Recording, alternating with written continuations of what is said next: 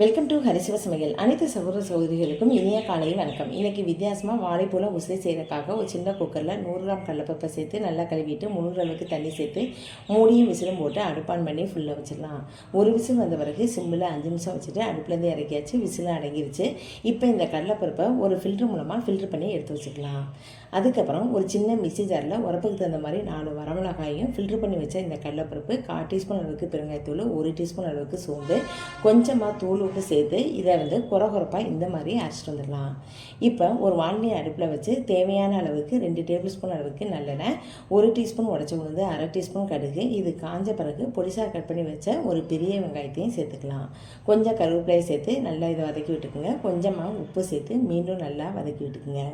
அதுக்கப்புறம் நான் தேன் வாழையில் சின்ன வாழைப்பூ எடுத்திருக்கேன். இந்த வாழைப்பூவில் தேவையில்லாத பொருளெல்லாம் நீக்கி விட்டுட்டு மோர் தண்ணியில் கற்காமல் இருக்கிறதுக்காக இந்த மாதிரி போட்டு வச்சுருக்கேன்.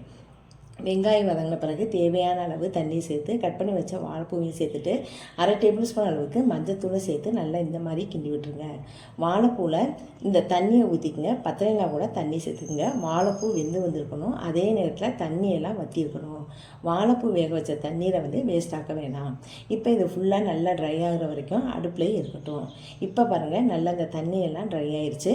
இப்போ நம்ம பொடிச்சு வச்ச அந்த விழுதை இதோடையே சேர்த்துக்கலாம். நல்லா 4 புறமும் கிண்டி விட்டுருங்க. அவ்வளவுதான். நல்லா கலந்து விட்ட பிறகு லாஸ்ட்டு 1 டேபிள் ஸ்பூன் அளவுக்கு நல்லெண்ணெய் சேர்த்து அடுப்புலேருந்து இறக்கிடுங்க. சூப்பரான சுவையான வாழைப்பூ உசிலி ரெடி ஆயிடுச்சு. இதை நீங்களும் செஞ்சு பாருங்கள். தேங்க்ஸ் ஃபார் வாட்சிங்.